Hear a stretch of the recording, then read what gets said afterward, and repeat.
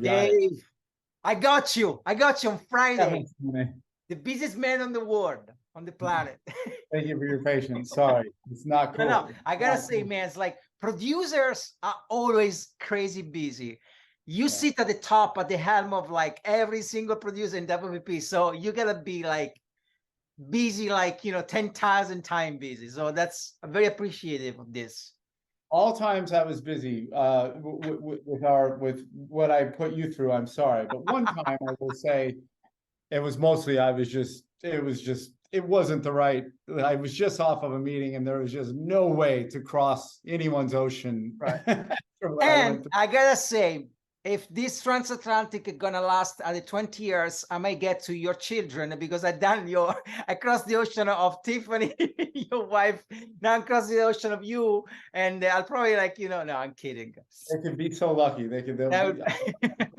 Hey, look, so 7 questions like the 7 C's, and we're gonna just start with the first one, okay?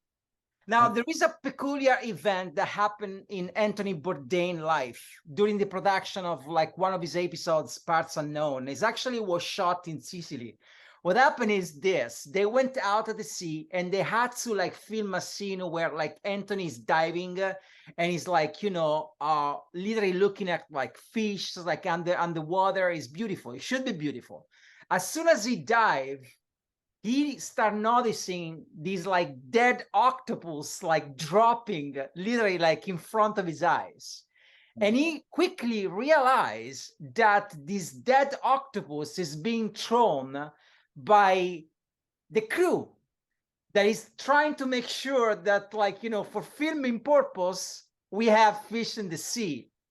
Somehow these events trigger a breakdown, a mental breakdown in Anthony's life. In fact, he say, I never had a nervous breakdown before, but I tell you, from the bottom of my heart, something fell apart down there. And it took a long, long time after the end of this damn episode to recover.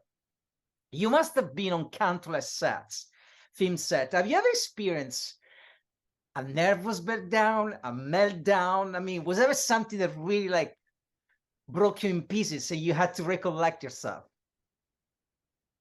Wow. Wow. God, what a great story. I can't imagine seeing that. You're right. And for Anthony Bourdain to experience that and to recognize that stand-ins for octopi, right, dead octopi, right, being tossed in the sea, that image, I can see why that would put him in a tailspin. I think it would actually put anyone on a set in a tailspin, actually, come to think of it. So I don't blame him.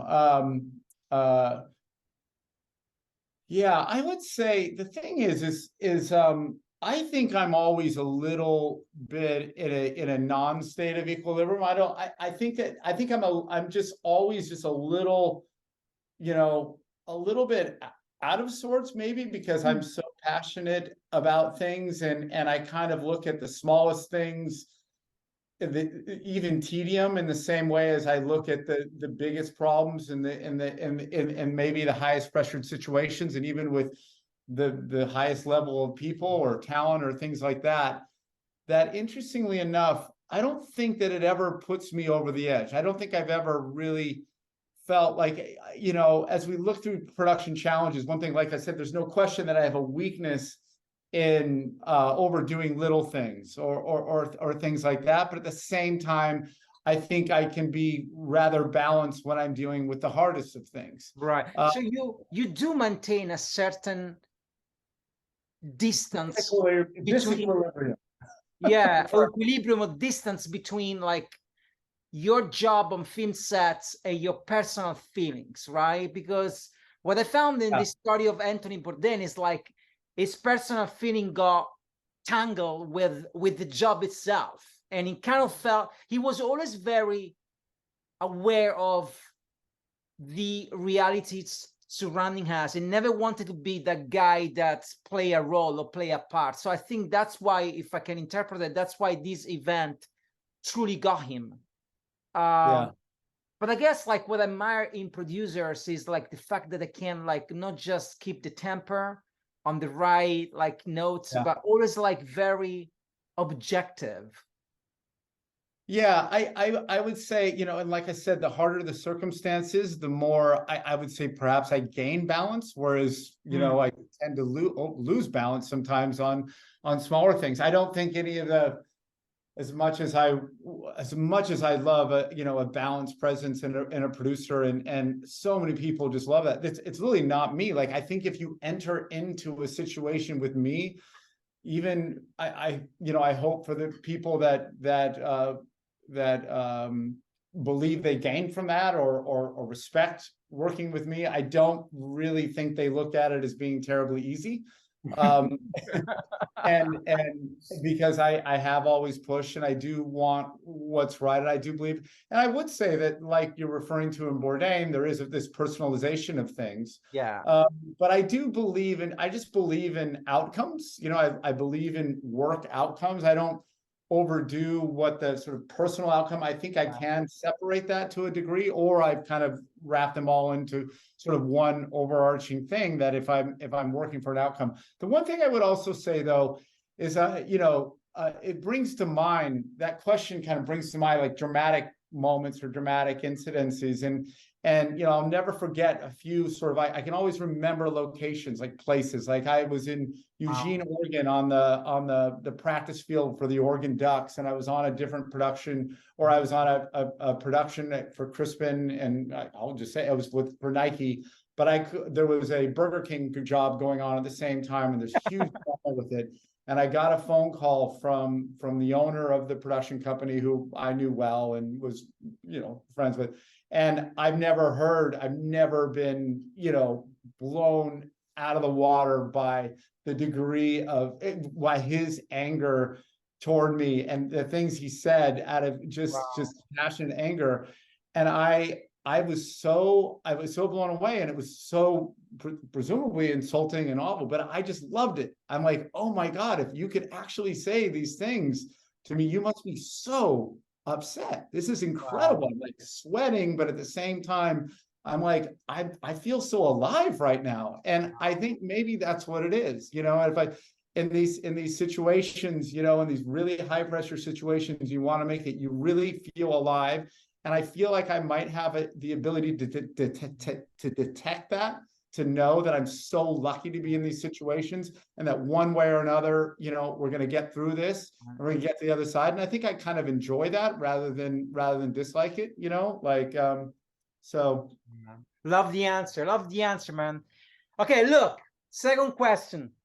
When you are at the open sea for months, you start hearing like weird tales. Now, there is a very curious and a calm tale that I heard. It's a theory, actually. And it's called like the burrito of you. The burrito of you. It's like your body is like a tortilla that wraps everything in it. And the most flavored things in your life are always with you. You always carry with you.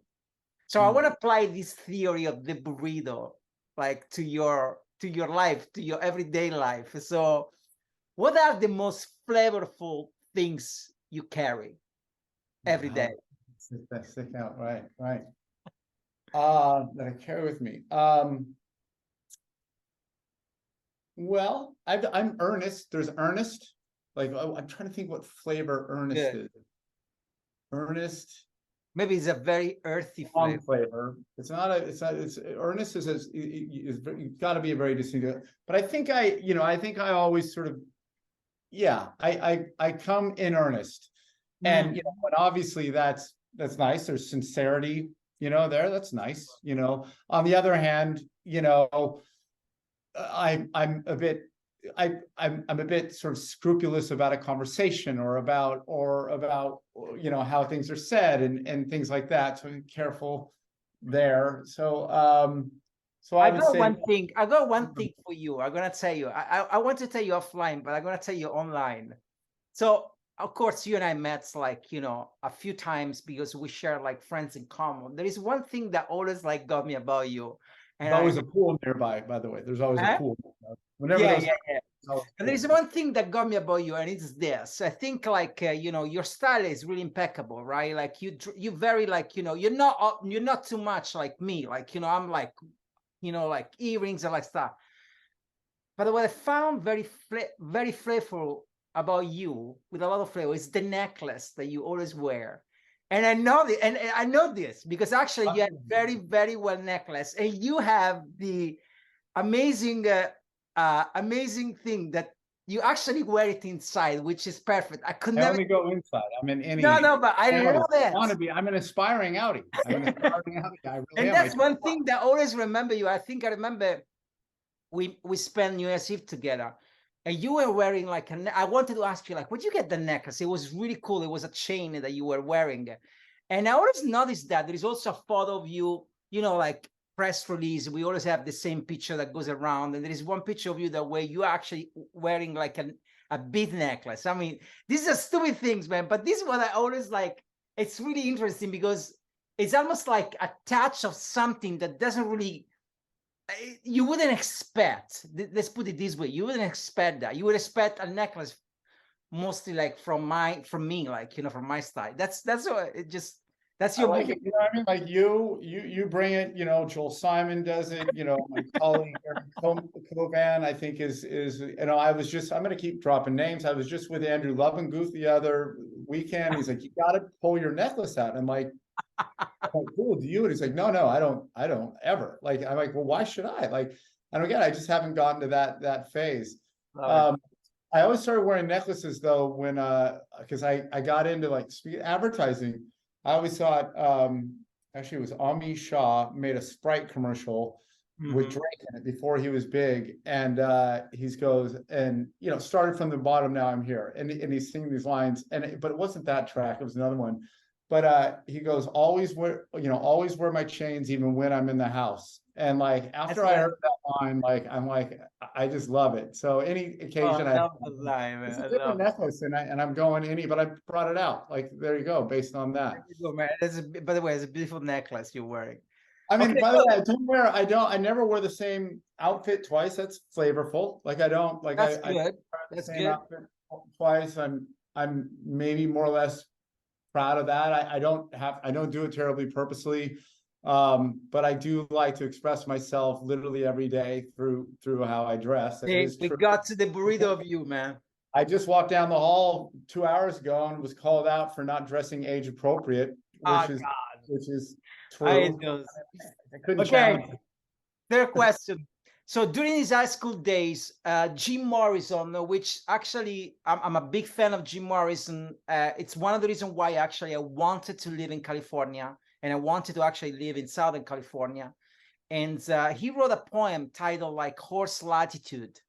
The first four line of this poem reads, when the still sea conspires an armor, and their sullen and aborted currents breed tiny monster, true sailing is dead. Now, of course, like, you know, like any poem with Jim Morrison or any poem in general, they are almost like mute keyboard. You can put all the sound you want in it and you can hear whatever you want. That's the function of poetry. But what strikes me is the ability that Jim Morrison in this particular case have to describe like a perfect storm. Bridging this into our advertising field, like, you know, what would be a perfect storm that could kill creativity in advertising, like the perfect storm? What would be the elements that come together and you will say creativity is dead? Yeah, creativity in advertising is dead.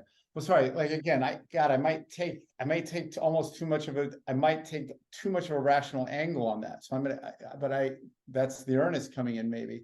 I mean, if that were to really happen, because it couldn't happen, the only way it could happen is if there was some sort of homogenization of the things we want around us, because then there would be no reason to distinguish product or things like that. Like everything wants the ability to express and have some sort of distinctiveness. I used to study, by the way, the Anthony Burgess and Stanley book and Stanley Kubrick film, A Clockwork Orange. And that It's so notion. interesting that you say that, because I actually just finish reading Anthony Burgess like a one hand clapping. Oh, yeah. Yeah, What- it's a very like it's a very unknown book of him. No, I would love it. It's so good to read him. Yeah, Like, it's like one hand clapping. He wrote this oh, book. one hand clapping. I Yeah, must- one hand clapping. If you can, it's like it's so interesting. The title is amazing. Yeah, one hand clapping. You're right. Like, Yeah. yeah. These he creates these contradictions and that, like these things. That's amazing. I see one hand clapping. Yeah. You know, Clockwork Oranges that we look at, they seem the same, but they're not. And then other themes of trying to take mechanized things or organic things and turn them into mechanized things, and they're just not. They're not. You need to bring humanity to things. God, where were we though? You were telling me that which actually was an interesting point. You say if we end up wanting the same things around us, that could Yeah. be something. And it actually was Yes, very. if we wanted the same thing if there was just homogenization, because you know, advertising seeks to find distinction, separation, to thereby pique interest, to thereby build affinity and need. And remember, advertising begins from the very presence of a thing. You know, this is water. You know what I mean? But you know, there's advertising, there's glistening, there's whatever, it makes me thirsty looking at the shine of the thing, the way the liquid can move. It's marketing itself, you know. So I just, you know, and then from there, you know, we build and embellish and dimensionalize, you know, the marketing and advertising experience of things. Everything is trying to express, you know, properties that attract things. Like, I suppose flowers advertise to bees, you know. So I guess that's always going to happen. So if we saw this cessation of, you know, distinctiveness in advertising, which is another way of calling that whatever, I would say we would all have to want the same thing or be the same thing. And then that we can lead back into Clockwork Orange that, yeah, it doesn't work because nothing's the same. Nothing's That's the same. so interesting, man. It's funny. I just recently read a quote that says like the tragedy of humankind is not that we are different from each other, is that we are so alike. It was one of the quotes, but I think what you're saying is super fascinating. It will be like, you know, it need to be unpacked in another episodes, but very fascinating what you're saying. Studying organic stuff though, like just that, well, not really. I've been thinking, ruminating on organic, because we're talking about AI. You talk about AI. Like I put it the other day, like what is the organic substance that circulates the AI? Like what is the human property? How do we define that? What is the meaning of that thing? Because it needs some layer there. It always will. Like you know, I don't know. You know, so yeah, no, definitely.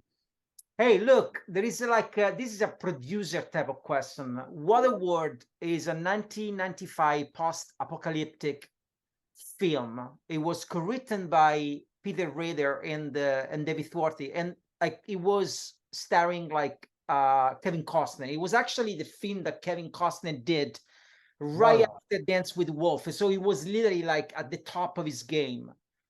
This actually film, the plot wasn't that bad. It was actually kind of futuristic, but the budget like blew out. It was one of the most expensive like movie in Hollywood at the time.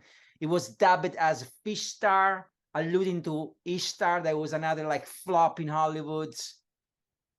I want to ask you this, like from a production standpoint. I know that we are not dealing with that kind of budget, but I mean, like, you know, when we do Super Bowl ads, they are quite substantial. Let's say from a production standpoint, what would be considered a success and a failure when it comes to like, you know, big multi-million-dollar commercials?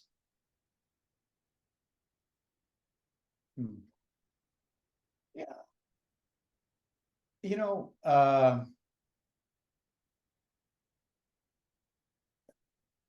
I find, interestingly enough, from a standpoint of sort of this sort of post-mortem stage of productions and what's happened on a job, I will say that perhaps I've been lucky as much as friction every day in a producer's life, in a head of production situation, and an account system. The notion of production spend is hugely important. You know what I mean? Hugely important, and will continue to be so, and so forth.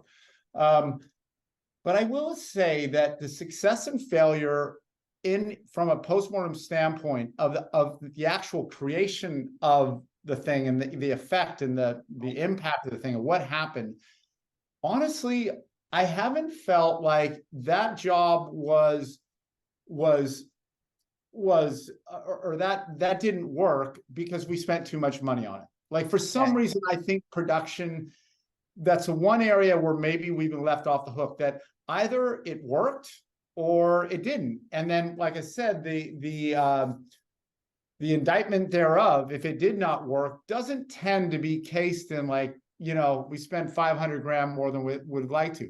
There is no question that it comes up. There's no question it comes up and it needs to be corrected. In fact, it comes up, again, a lot. But seldom do I find the relation. I think that the success of a job, a campaign, or what have you, is truly judged in and of itself. You know what I mean? Like, right. Either it was effective for us, it moved product, it moved this, it created awareness, it's what's the perception and the impact out there. I think that's, you know, that's done in isolation, right. And not like put it, you know, there isn't an added metric as in versus spend. I think maybe in media, I think they look at that, which is possibly why there is that separation of media, working, non-working, things like that. Perhaps, I'm not really sure. There is, you know, have our productions judged by the spend versus, you know, sort of qualitative effect or things like that? I would say yes. Right. But I, you know, again, and I would say that happens all the time. I can't think of a really, you know, have there been times, you know, when I first went to BBDO, I walked into a situation where there was a fantastical budget situation, a non-traditional project, and it was fantastical spend. And I thought it was fairly detectable that it was going to be unlikely that we were going to look at that spend versus look at the success. Yeah. And, you know, sure enough, but I still think it was measured more on the success of what was made rather than necessarily the relatively large spend. You see, from a creative point of view, like, you know, I start like, you know, working on commercial, like I've been very lucky, like, you know, because I started in 1998 and right off the bat, I started writing script and working on commercials.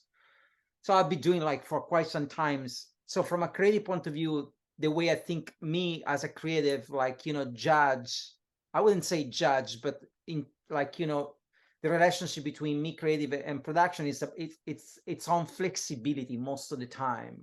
And when I say flexibility, meaning like, you know, if I found myself at 6 p.m. and it's like, and I have to, and I want to get a shot that's not scripted, but it's an extra shot, but I know that the shot is gonna like, you know, make a better product in the outcome, in the editing, and I need the shots. I need to have a production that is flexible enough. And these days is very rare. These days, like you really run like, you know, on clock, right? But that flexible enough, that is invested in the creativity as much as you are, and understand and say, okay, let's try to get this out, to make this happen as much as so many times over the course of my career that one shot is critical. There was just dealt with something that was a shoot in a very distant land where we're shooting, and I was getting calls and WhatsApp is just crazy, and we're after one shot. And you know, I just instinctively, as much as of a problem it was creating, I immediately sympathize with the quest to do that, because it is true when you're in that edit, when you're trying to deliver anything from tone to story to what have you, you need those shots. And it is true, you know, we don't have the type of business, we're not, you know, this isn't Pixar, you know, we're going to recreate and create over and over. We're just going to iterate. We're not. Like, you deal with what you've got, you know.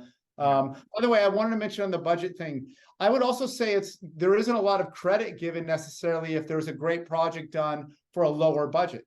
I don't think there's a lot, oh my God, this is great. And by the way, you didn't spend much money on it. Again, there is a framework to praise or to criticize budget spend versus what have you. But again, you know, projects are based upon their creative or you know, strategic success rather than, you know.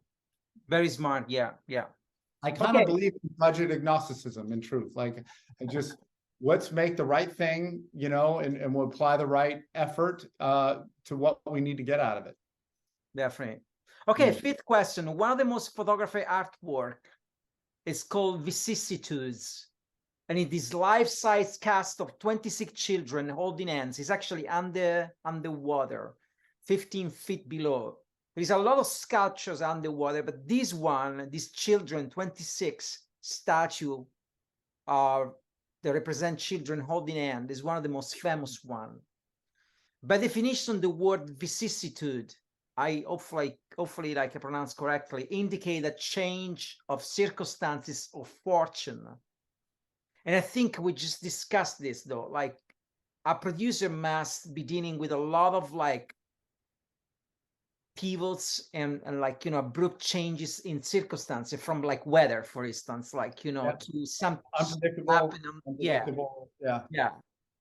Yeah, I think I always wanted to ask you and any kind of producer, because I'm very anxious as a type of person. So like, what keeps you calm? What do you do to maintain calms and like, and be lucid and be like, objective? Like, do you even do some kind of like exercise? Because me, for instance, like, if I'm on a call, if I'm on a phone with you and there is another call coming in, I'm already freaking out because just I'm so anxious that, you know what I mean? It's like I could never play the part of a producer. I'm way too like, unbalanced mentally to do that. Yeah. So yeah. Sorry. Is that the No, question? so what keeps you What keeps calm? us Is that steady? technique? What keeps us steady? What gets us through the vacillation, the vicissitudes that keep? Yeah. How do we navigate that? Yeah. Yeah. So great question. Because well, first of all, I'm not calm, so that unfortunately I don't strike that one up. But I'm fair, and I would say, wow, I didn't thought about this. Honesty. You just gotta like, you've got to have needs. There is situations where you've got to assess something. You've got to think at where the friction points are coming and what the perspective is coming from, contrary the things that are the blockers to things, and then what could create what is this tension, what is happening, where is this conflict coming from. And I think it's important to look at things from both sides, very important, in order to navigate, negotiate, convince, compel, motivate, manipulate your way through things. I think the best way to do it is come at it with a sense of honesty, in terms of like, you shouldn't be afraid. I'm embarrassed because one of the many athletes that I've loved, like most of us, Kobe, used to like, never show your weakness. Like, that's not the basketball. I mean, I love Kobe and I'm a very still an aspiring basketball player, but I show my weaknesses all the time. You know what I mean? It's part of what I do, because I think I would like to create a shared objective out of something. Mm-hmm. You know what I mean? Like, I want to create like I want my problem to be your problem, because you have a problem as well, presumably, and then we can get to where we need to be. And so I think that sense of revealing could be slightly disarming. You know what I mean? Like, it can, like, in terms of, meaning I bring a disarmed presence to it, and so forth.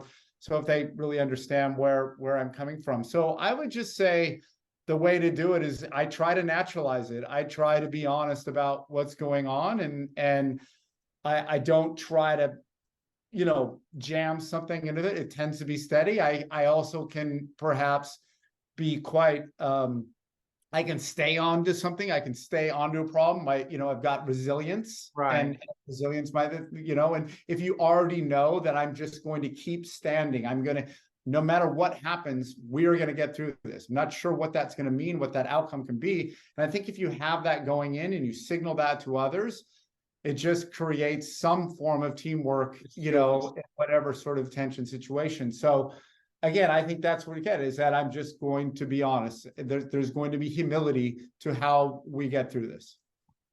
Very, very like, very thoughtful answer.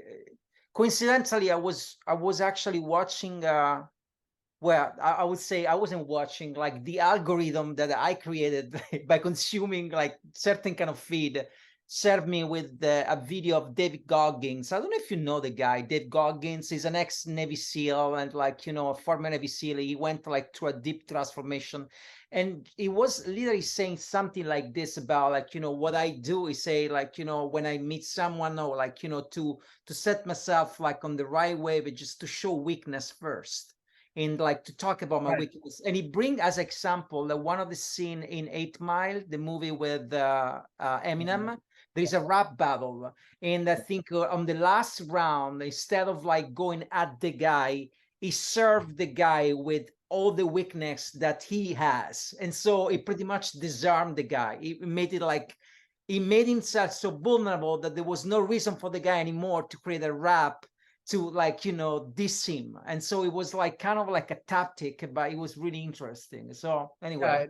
Yeah, he possessed that persona throughout that. You're right, that movie. That, I mean, that's a great example of something so, and yet the outcome, his heroism in the end was amazing. But then you compare that to, yeah, the kind of the humility that he brought. Good. Like this question, if you look at water as a pure element, there is an extraordinary fact that water is in continuous transformation. It can go from liquid state to a solid state to a gas state in a very short time. So it's incredibly like, you know, flexible.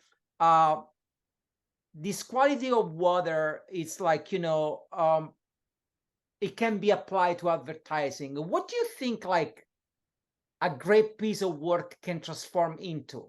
We know that like sometimes a great film can transform into like, you know, I wouldn't say a documentary, but can transform into like an experiential piece or something like this. But do you think that a great film, for instance, a great commercial could transform into penetrate culture, for instance, and transform into like a urban legend? Or like, you know, what do you see the potential of transforming a great piece of work?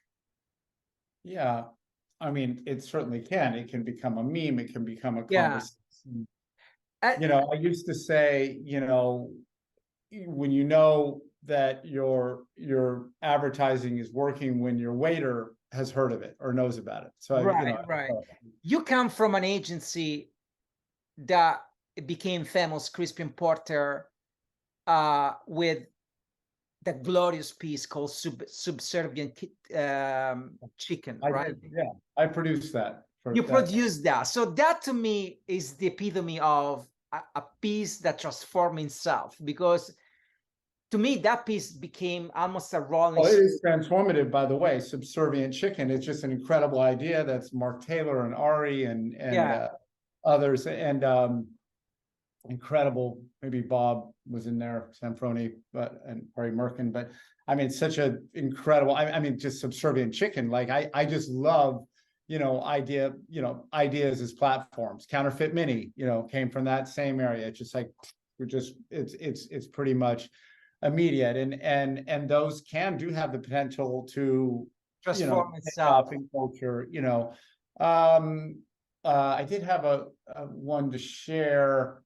Oh, you know, BK. Speaking of BK, we did a piece called Tender Crisp Bacon Cheddar Ranch, which was a country tune that we wanted to modernize, and we did that through none other than David LaChapelle, which itself was quite an interesting film shoot, and had its crises and had its ascendant, you know, moments of incredulity in terms of seeing what was happening in front of us. A gigantic set built by David LaChapelle was incredible, but that was originally, we wanted Dolly Parton. That was fairly evident that that was going to be untenable, but we went for it and went for it, and arguably were as close as anyone to getting to Dolly for marketing stuff, for, you know, a tenth of what she would require, and that became the case. But we were looking through things, and by the way, true story, production story, like we couldn't find who replaced her. You know, we went to other country stars, we went to male country stars, but we were always going big. Garth Brooks, I'm not sure, like, but everyone continued to be, you know, 5x the budget and what we could really do, and it was becoming quite problematic. We had even maybe awarded the job, and we were in quite a crisis. And I was on a plane with a music an incredible music visionary in our business named Andrew Feltenstein, and myself, Rupert, and I. We were heading on holiday to the Bahamas, where Rupert Samuel, my co-head of production at the time, and Andrew was on the plane. We all go in there for a leisure weekend, which was quite an explosively leisurely weekend, and amazing time. And Andrew had an idea. We were on the phone, we were solving it. And for all I know, I couldn't even fly in the damn plane to go to Bahamas. I had to get the hell out of the plane and solve this production problem that was not getting any better. And Andrew got a call from John Now, his partner, and they said, "What about Hootie? What about Hootie and the Blowfish? What about Darius Rucker?" And we're like, I don't know. I mean, that's interesting. He's, Hootie and the Blowfish is good. It'll attract attention. He's not a country guy. Let's do. One thing led to another. They liked it. Let's dress him in cowboy. Let's do it. We do it. We go there. He's got problems on the set. He's like, "I'm not sure if I should do this." We've got a 20-minute blow up. Like, he doesn't like this purple cowboy suit and whatever. La Chapelle convinced him to go ahead and do it. And, I think I was in the room too in there. Like, it was quite a moment, but we convinced him to do it. He does it, becomes a famous ad. Cut to months later, the ad is now done with circulation, whatever. Hootie the Blowfish is on tour, and there are peppered throughout the crowd are, do the Burger King thing, bacon cheddar ranch, Hootie. And that ad converted him into one of the biggest country music stars that there's been in the last 2 decades. Because this is in 2003, 2000. Wow, that's a great example of transformation, man. And he cited that because John Now, the guy from Beacon Street Music, was his organist. He looked out of the crowd and he saw the posters. I got a text message from him, that said, like, there's Burger King signs in the Hootie and the Blowfish audience. Awesome. That's awesome. Look, last question. We asked this question to all our guests. If there was a wind that blows your sail and you had to name it, what would the name be?